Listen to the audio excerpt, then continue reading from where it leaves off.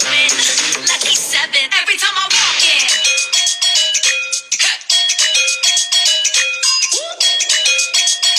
You know? Every time I walk in, I'm the best thing, I'm the best thing. They all watch it every time we walk in. We the best thing, we the best thing. Good morning, everyone. I hope you guys are enjoying the rain here in Alberta for our first day of school. We did it! Yay! Shout out to my parents out there whose kids went back to school today. Yeah! And for those of you that are homeschooling at home, we feel you. We're with you.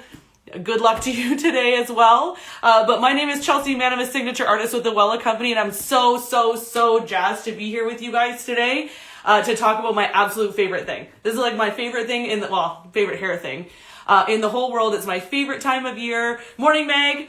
It's my favorite time of year. It's my favorite thing to talk about. Today we're going to talk about competition, and specifically we're going to talk about the Contessa Awards. I'm so excited to bring this to you guys today, and I want to say a quick thank you to Wella Canada West for having me. As usual, it's always lovely to be on this channel with you guys.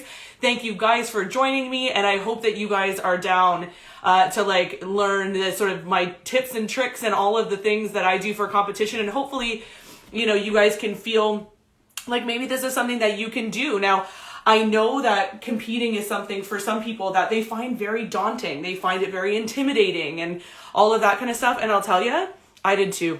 That's the really reals right there. If you're not nervous about it, or you don't find it a little bit, intimidating or, stressful at some point, I feel like that's just part of the game, right? Like that's part of competing. So try to like breathe and, stretch and stay hydrated and all of that kind of stuff. But a bit of nerves and a bit of intimidation, maybe we need to use that to motivate us, right? Maybe not necessarily to beat us. Okay. So, I was nervous, my first time too. I was very lucky to, have some amazing mentors, which I'm going to talk about shortly as well.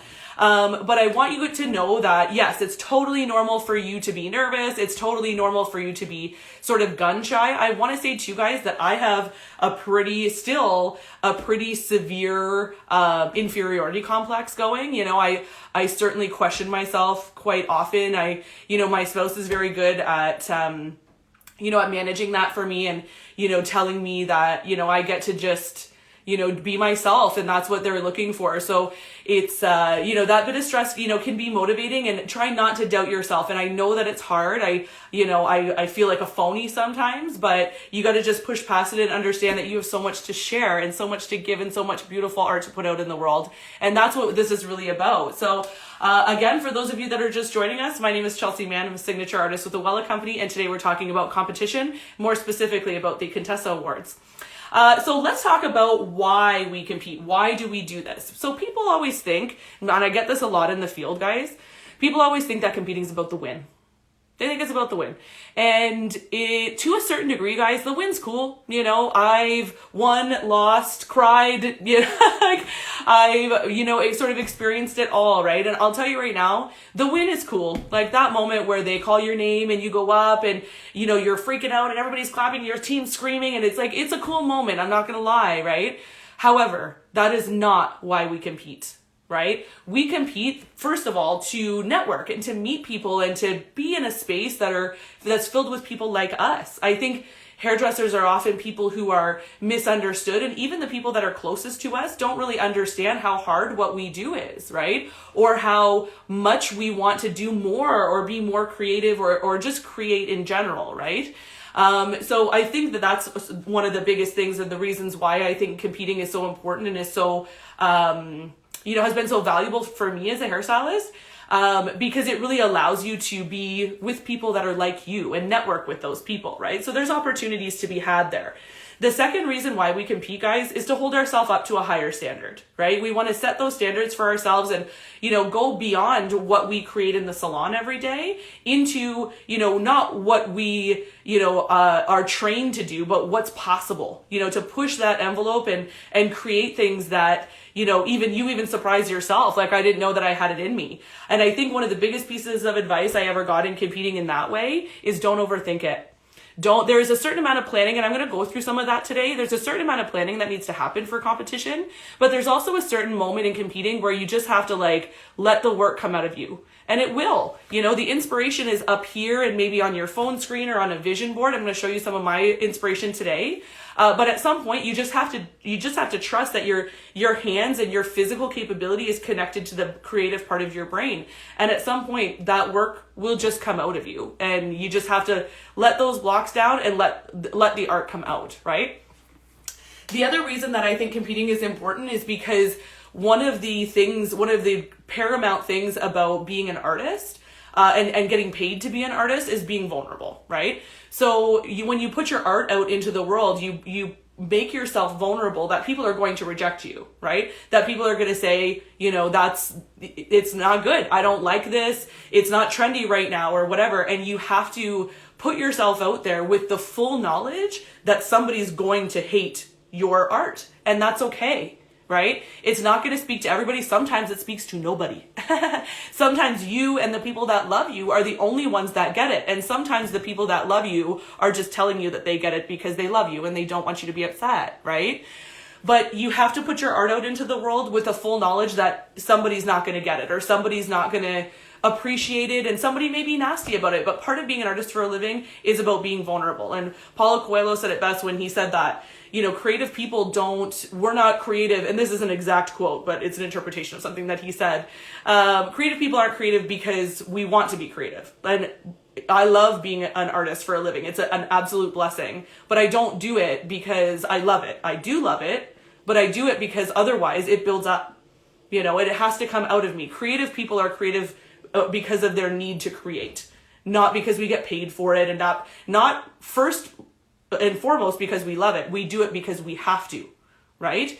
So if this is something that, you know, is sort of building up inside you, maybe it's time to sort of take that step forward. And there's several ways that we can do it. So let's talk about what competition looks like, okay? So the first thing I'm going to show you guys a few visuals. First thing I'm going to show you is the Contessa website. So this is salonmagazine.ca. So for those of you that don't know, we are nearing the deadline. You can see it on the screen right now of September 8th for the Contessa Awards. Now, for the record, I'm a bit old school in competition, and I believe that, you know, I never put my collection in until like really close to the deadline. So my stuff hasn't gone in yet, so I can't show it to you, what is now going to be a 2022 collection.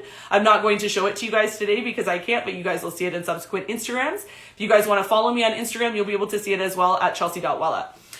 So this is the Salon Magazine website. If you go to salonmagazine.ca and you go to the drop-down menu and click on Contessa, everything that you need to know about Contessa will be on there. Rules and regulations, deadlines, there's lots of tips and tricks, there's checklists, and everything that you need to make competing easy for you is on the Contessa website. So please head over there and take a look at it because there's so much info there. I encourage you guys to read the rules and regulations thoroughly, okay? So familiarize yourself with the rules and regulations because there's nothing worse than getting disqualified on a technicality that you just maybe didn't know about in the rules or you didn't read them.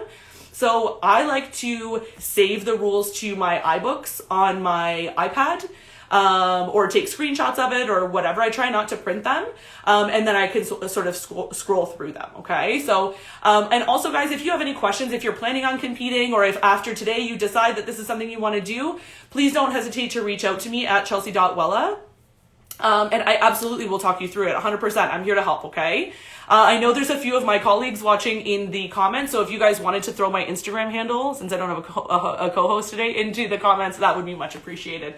So this is your Contessa website, so you guys can head there. When it comes to how to enter, guys, Salon Magazine's done such a great job in making this easy for you. Once you're ready to enter and your looks are shot and everything's good, you're going to be able to go back to this website and link to how to enter, and it'll bring you to a little bit of a micro site, and you'll be able to type everything into the fields, upload your photos, and everything's good. Little pro tip on Contessa's, guys, make sure your photos are formatted and named in the right way. Make sure they're the right size and the right shape, because otherwise your upload process will be very frustrating. So pro tip on that one, pay attention to those photography rules and regulations. Okay. So that's the Contessa website. Okay. So Contessa has several different categories, guys. They have provincial categories where you can just, Alberta Hairstylist of the Year. They have national categories, Master Colorist, Canadian Hairdresser of the Year. They also have salon team, guys. If you guys are wanting to compete, but you're sort of like, I don't want to do this alone, I don't know what to do, please reach out to me on Instagram, but also get your team to participate.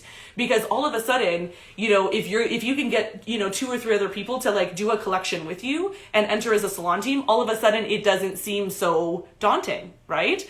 So that's something to think about as well. Okay, so that's what Contessa is and how to enter. So for you guys, so you guys know, Contessa is primarily or solely a photography competition. So you're going to shoot an entry based on the rules of the category that you decide, and you're going to enter it. It's simple as that. Okay. So let's talk about inspiration. How do we curate a collection? What do we do? Okay. All of this starts with inspiration. And guys, I'll tell you right now, your best space for inspiration is Pinterest. Okay. I like to go on Instagram and, Google things and get photos and get inspired, but I always collect my thoughts on Instagram. Okay. Or on Pinterest. So mostly because I can refer back to it. I can collect things for different years, things like that. And I'm going to show you how I do that in a minute. But how do we get inspired? What do we do for inspiration? Right?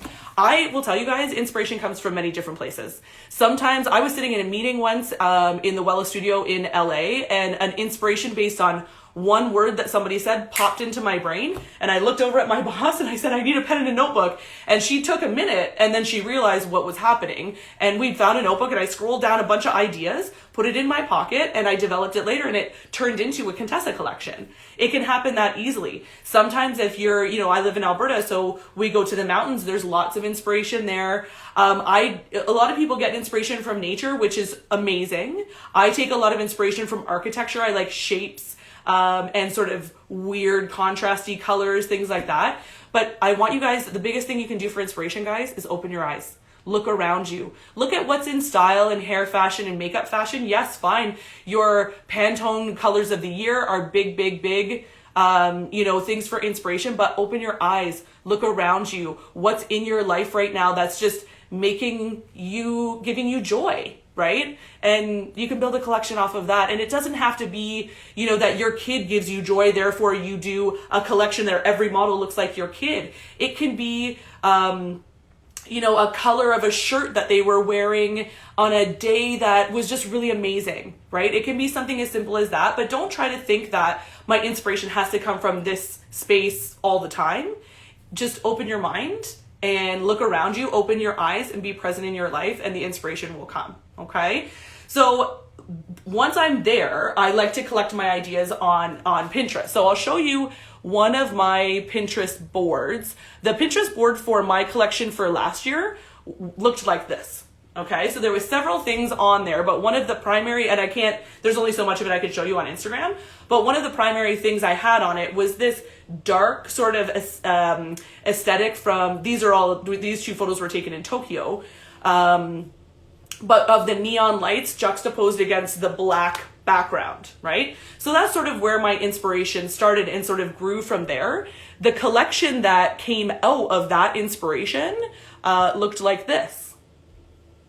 So that's one of the images from it. Black background, neon colors, okay? This collection was a Contessa semi-finalist, okay? So bright colors, neon against a black background. So another photo from that collection is this one. Okay, so again, very moody, things like that. I like to go with how do you feel? How does a good piece of art makes you feel something, right? So this makes me feel like it's dark and mysterious, but also very bright and very happy, sort of all at the same time. It's a weird kind of contrast. And then the last picture that was in that collection was this one. Okay, so again, very dark background, splatters of color, things like this. This collection was an absolute joy to shoot, and I'm going to talk about my team in a second. So that's sort of inspo to finished looks, okay? So let's talk about another inspiration. So another Pinterest inspiration I had, and this is one of my favorite collections I've ever done, was this board, okay? So for those of you that are RuPaul's Drag Race fans like me, this is Sasha Velour. I call this the Sasha Velour collection. I'm obsessed with her and her finale where she does the rose petals. I could watch it over and over and over again on YouTube. I find her so inspirational, and so I built an entire collection on her, made a Pinterest board about her. And then the collection looked, I have actual photos for you. Give me 1 second, guys. So the collection looked like this. Okay, so you can see, I'm going to try and avoid my ring light there. You can see the Sasha Velour inspired makeup and the harsh lines that we saw in that Pinterest board.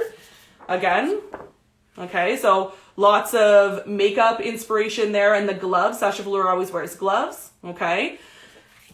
We also had this one come out of that shoot. Again, very Sasha Velour inspired. And last but not least, this one as well. Okay, so, I was very inspired by her and her look and her aesthetic.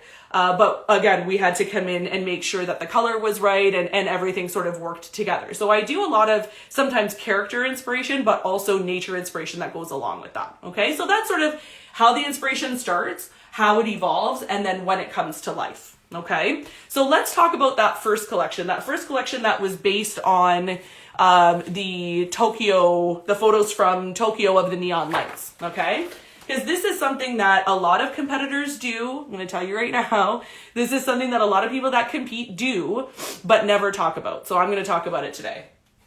Okay, so the prep for two of those looks was in my studio where I'm coming to you from right now. And this was the model that I did all my prep on, okay? And some of you are probably confused, some of you are probably super not, but the reason that I could do my prep with this model is because this is part of the final look, okay? So a lot of competitors, guys, some people won't talk about this, totally fine. A lot of competitors use wigs, okay? So 2 of the 3 looks in that Tokyo collection were made on wigs, including this one. Now, I'll tell you guys, before you go out and spend a boatload of money on wigs aren't cheap, okay? This one was blonde when I started and has only been colored once. I will use it several more times, okay? Wigs are, if you get them brand new, they are an investment, okay? But this one I can use several times. This was done with Wella's Color Fresh Create. I'm probably going to end up removing the color from this and using this wig again.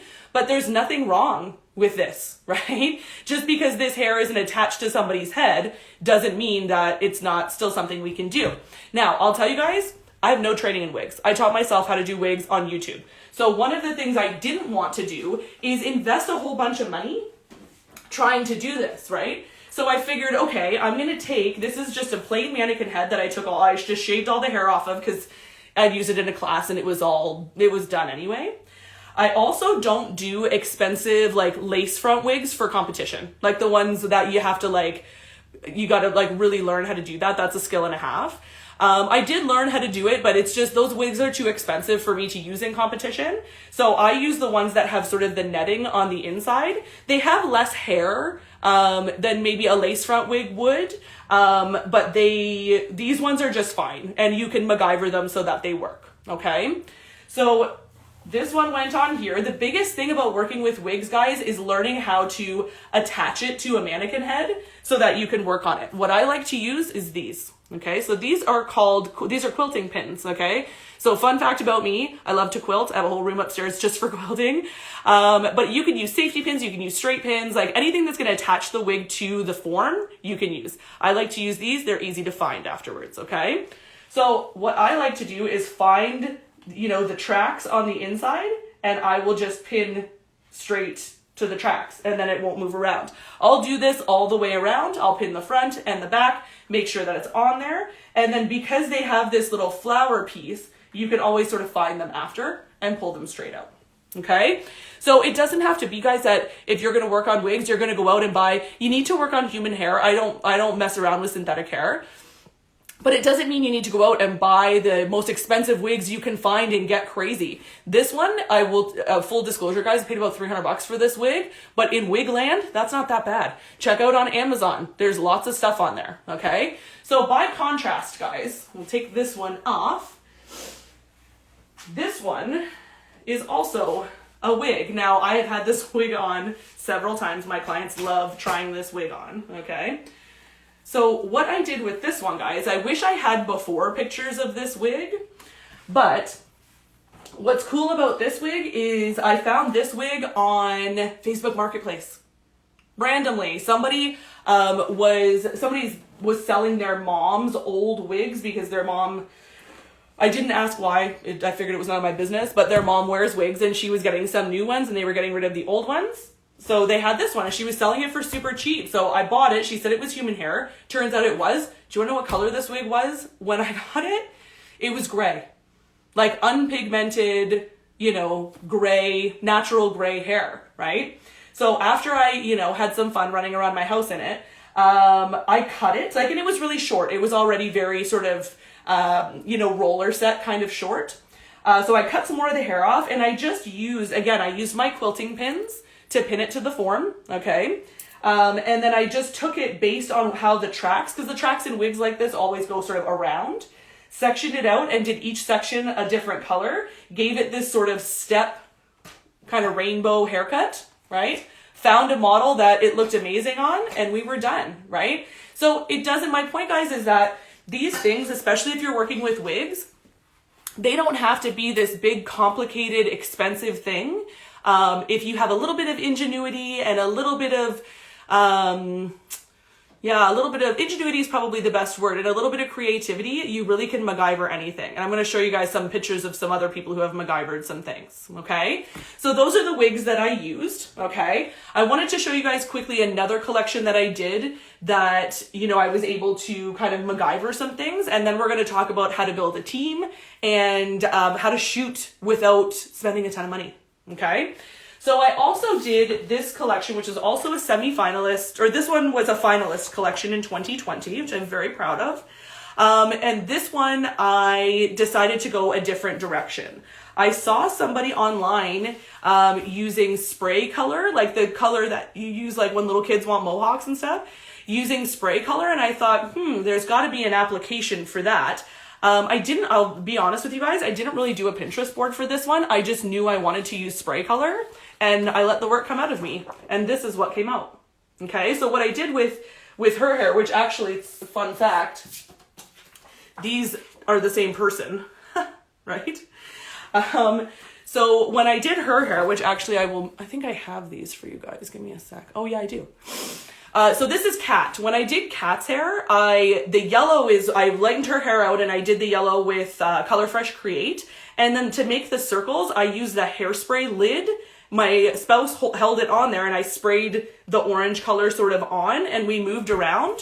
And this is sort of what came out. Now, there's been a little bit of photoshopping done to this, which I'm very particular about photoshopping, guys. I was taught a long time ago by a mentor of mine that you don't rely on Photoshop. If you can fix it as the artist, do it.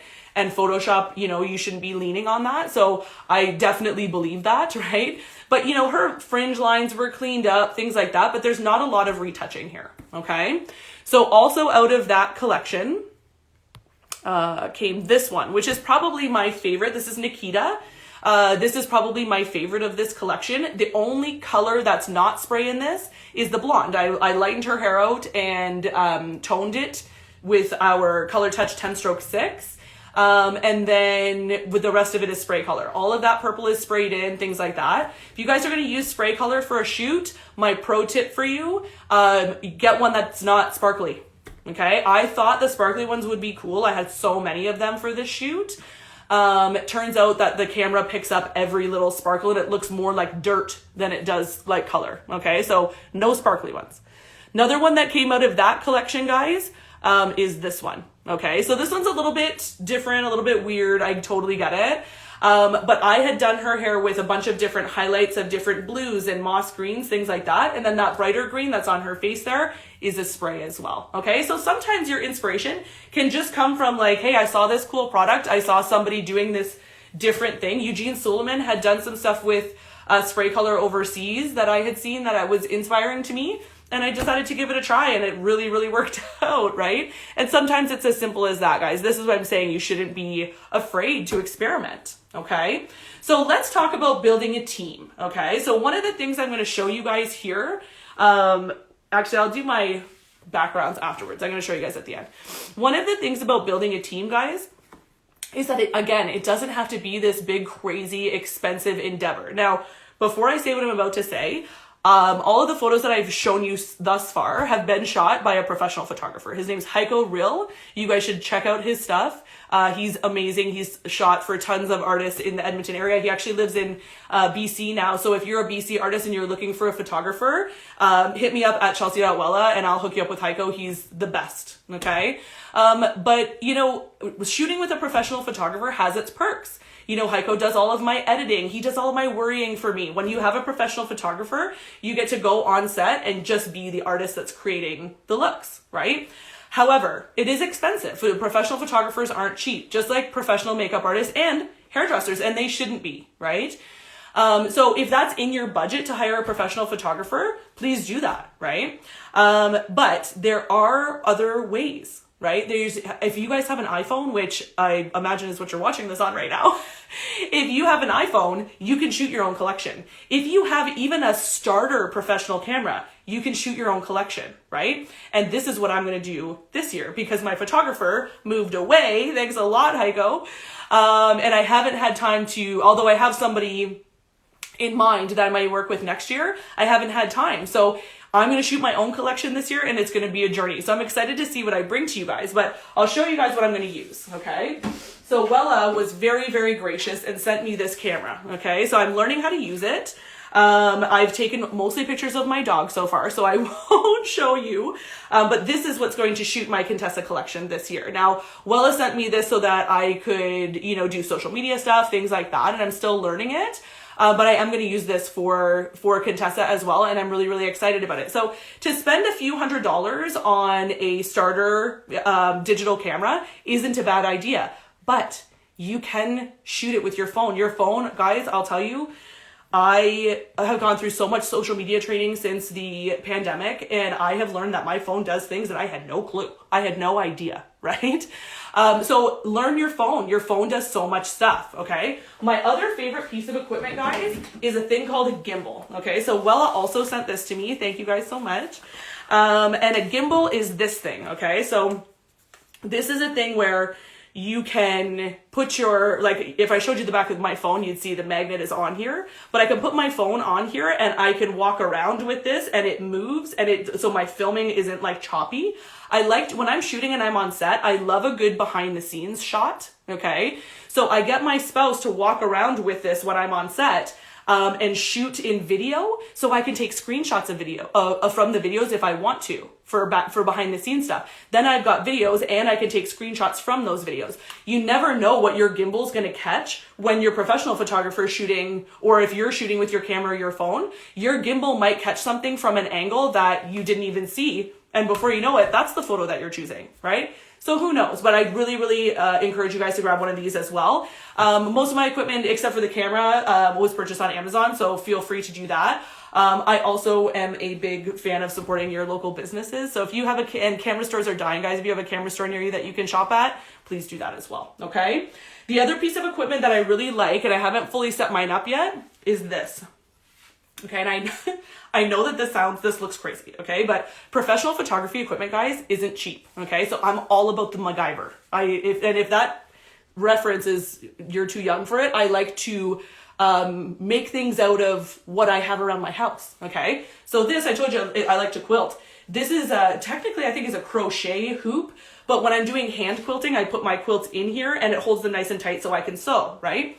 The other thing that this is good for is I go to my local quilting store here and you can get a piece of reflective material and put it in here and all of a sudden you have a reflector and it costs you, I mean, this hoop would probably cost you, I don't know, $10 and probably $2 worth of material, and boom, now you've got a reflector that a model could hold like this and reflect the light up onto her face, up onto their face, his or her, them, whatever, and reflect the light up, right? You could have somebody hold it here. If you want light to reflect this way, use the flash on your, I don't know why this is for flash, use the flash on your camera, and all of a sudden, with a $12 investment in using the settings on your iPhone, you've got a reflector and what looks like a professionally lit image, right? I'm also a fan of Facetune, guys, okay? Again, I don't like to over Photoshop things. I don't think it's real. I like my images to be pretty sort of natural looking.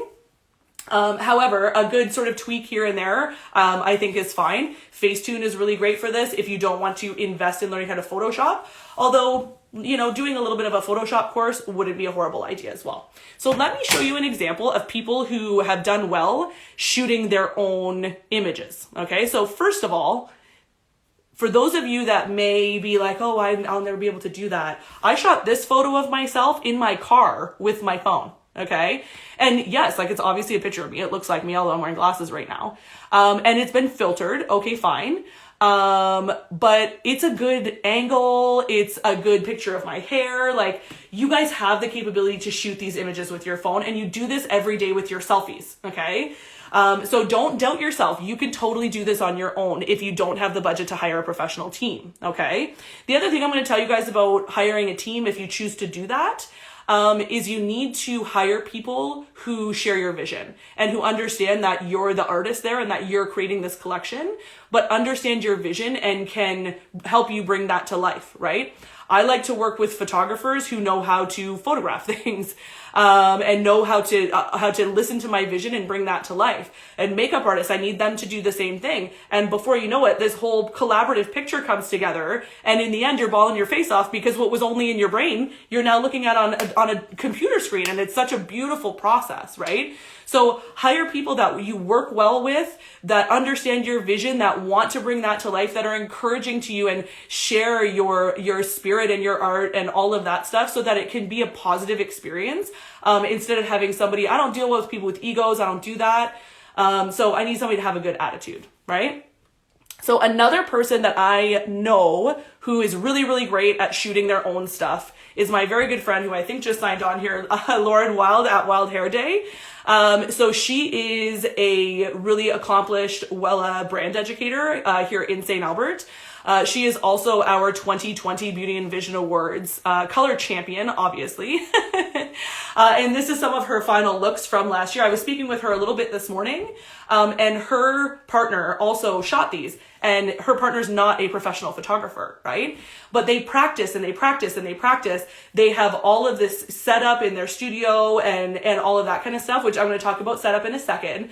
But guys, this is somebody that I know personally who is lovely and hardworking and whatever, but comes by this ability completely organically, right? Through practice and failing, right? Before Lauren was able to do these things, I had a front row seat to her failing several times. But part of growth is failure and getting back up and figuring it out and doing something different, right? So these were shot in her salon against a blank background by her partner, who has I know her partner as well. They have very little Photoshop ability as well. But I think that this is incredible work, especially considering there's no real professional, there's a makeup artist involved here, but there's no professional team here really, right? So I want you guys to really know that if you're looking to compete and looking to do the Contessa Awards, you don't need to, if you want to hire a professional team, please do that, but you don't have to, okay? So another artist that I know can shoot her own work, which is incredible. This is our current 2-time Wella Beauty and Vision Awards nail champion at Amy Nails. She's a spectacular human being and a very talented nail artist. And this is again not something that's shot by a professional photographer. Amy just has if you guys want to follow her, you can see her Instagram handle at the top of the picture there. She's just really, really great at shooting her art, right? So again, I want you guys to know if you're a nail tech, we have room for you in competition as well. And you can really put these looks together. It's easy. So easy once you've practiced it, I should say. So Lauren in the comments there now is saying lots of trials and errors. Lighting is everything. Use daylight as much as possible. So true. Tons of trial and errors. Lauren and I have sat together and laughed and cried and been frustrated. And, there's been lots of that before we got to the gold. And sometimes when you take the time to get there through trial and error, getting there is so much sweeter, right? So thank you so much for that, Lauren. And speaking of lighting, I want to show you guys what your setups can sort of look like for your Contessa Award stuff, okay? So if you're shooting with a professional photographer, you're most likely shooting in a studio, or that photographer is going to take care of all of that stuff. If you're paying a day rate for a photographer, my expectation would be that they come sort of ready-made, right? I don't expect at that point to have to provide anything or set anything up. I expect to show up with my stuff and my models and the things that I need and do my part of the job. However, if I'm going to shoot it myself like I am this year, I need to have a setup, okay? So let me show you an example of what that can look like, okay? So just going to move this. I know I'm in my studio right now, so I have to sort of MacGyver here. Okay, so this equipment was ordered online and sent to me, but I set this up myself, guys, like 10 minutes before the live started. And it was very easy to do. Now, this is my studio. I do have some natural light there because, Lauren makes a good point about natural light, but in this case, it's not quite enough. So this is a background that's set up on a, sort of a tripod scaffolding system and just clipped on the top there. Now, this is the sheet that came with it, but you can switch it out for a black one or a gray one if you need to, okay? I'm also right now working with a ring light that has a few filters on it. You can do that. But this is what's called a box light. It tends to be a softer light as well, okay? So those are easy things. I'm just gonna come around and be able to talk to you guys a little bit. Those are easy things that you can do to be able to have some background and some lighting that, will be a little bit more professional quality. You also can filter these things, and I have a few different colors for my box light, things like that. It came with it, guys, a couple $100 investment on Amazon, and you'll be able to do this, okay? Most people already have a ring light as well in the salon, things like that. But your phone also has, your flash capability. I also have a mini ring light that clips onto my phone like the Kardashians, sort of use sometimes. So feel free to use what you have at your disposal. Now, what I was saying before with the quilting hoop and the reflector is also a really easy way to not invest in any of this, but have a little bit of lighting. Maybe you shoot by the window, right? I know people who have won competitions with no professional setup that they shot with their phone. So I know that this is possible, okay? I'm gonna come around. There we go. Just give me a second here, guys. I'm just going to switch back to where I was before. Ooh, now my light is just tip me down. Okay, so yes, Lauren's in the comments saying the bed sheets make a good backdrop. Totally true, because I don't know about you guys, but in my house, there's 4 bedrooms in my house, and I have different color sheets for every single one, right? There's also ways to manipulate your lighting in what we call post-production, or in Photoshop. You can manipulate the color of your background if you wanted to. For example, in this collection, in these images were photoshopped to this one. I think the gloves she was actually shot in were blue, and we changed them afterwards, and the backgrounds were changed in these as well. Okay, so don't be afraid to do those things in post-production. Another really great way to save money when you're competing, guys, is to shoot your collection yourself and then pay someone to do the photoshopping and the editing afterwards is also something that you guys can do. Okay, so when it comes to hiring a pro team or doing it DIY, there's no real good or bad. Lauren and I have done both ways, and with success and failures in both ways, right? So it's really about you and your budget and what feels right and what makes sense for you. And for what it's worth, I'm excited to be shooting my own thing this year, to see what I'm really capable of and what I can do. It's a new thing for me and a new way that I can be creative. So really, there's no downside to that for me, right? So last but not least, guys, this year's, like I said, I can't show you my Contessa collection for this year yet. It's not finished yet. And I can't show it to you ahead of time anyway, but my inspiration, like I said before about Pinterest and the ways that we do that, is ongoing. I do take a lot of inspiration this year as well from our political and social climates. And some of those are things anybody that follows me on Instagram or has me on Facebook knows that I'm quite a political animal sometimes. If you watch Scandal, you know that reference. So for me, I draw a lot of inspiration from the things just going on in the world as well, which you guys will see in my Contessa collection this year as well. If you want to follow me at chelsea.well, you'll definitely see it. So I hope that you guys, if you are somebody who competes, I hope that maybe you can be more motivated, maybe to shoot your own collection or be able to enter more categories or do things that maybe otherwise you wouldn't have done, right? And I want you guys to remember that your deadline for the Contessa Awards is September 8th. Okay. So I do like to push my entries to as close to the deadline as possible, but just for my own sort of anxiety level, I'll probably put mine in about September 6th or 7th just to be sure. Okay. Remember guys, because of the pandemic, the Contessa Awards is doing a few extra things this year that you can enter collections from the past and you can do, throwback collections. You can also do entries. There's one category that they're allowing you to enter on Instagram as well. So head over to salonmagazine.ca and check out the Contessa Awards tab. Will allow you to know what category is what and what you can do where, things like that. For me, because you can enter non-winning collections in certain categories for this year. Some of the collections that you saw today, I may re-enter. We'll see, because it's really one of my life goals to win a Contessa Award one day. So I'm going to keep going until it happens. And then, a very good friend of mine used to tell us that if you can't enter it, you should mentor it. So if you are somebody who isn't interested in competing or you've retired from competing, make sure that you're mentoring that new generation to be able to feel that they can feel what you felt in being able to in being able to compete. We really need to pay forward our skills that way. Okay.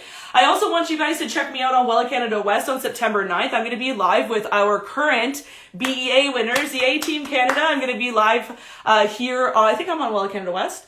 With Lisa from Mint Hair Lounge in BC, who is our Elite Artist winner, with Regan from Ottawa, who is our color winner, with Olivia from Newfoundland, who is our creative winner, and I'm also going to be live here with Amy, who is our current 2-time nail champion. So if you guys want to know what makes them tick and those sorts of things, I'll be here live on September 9th with our BEA winners. Okay, so thank you guys so much for joining me today and for listening to me talk about competition. Please hit me up at chelsea.well. I'm happy to help you guys whenever I can and talk you through it. I'm happy to do that. If you guys learned anything today, please make sure you pass on your knowledge. You're not the owner of it, you're only the caretaker of it, and if you keep it to yourself, it is wasted. Thanks for joining me today, guys. Enjoy the rain. Happy first day of school to those that are going back to school today, and we look forward to seeing you guys soon. Bye.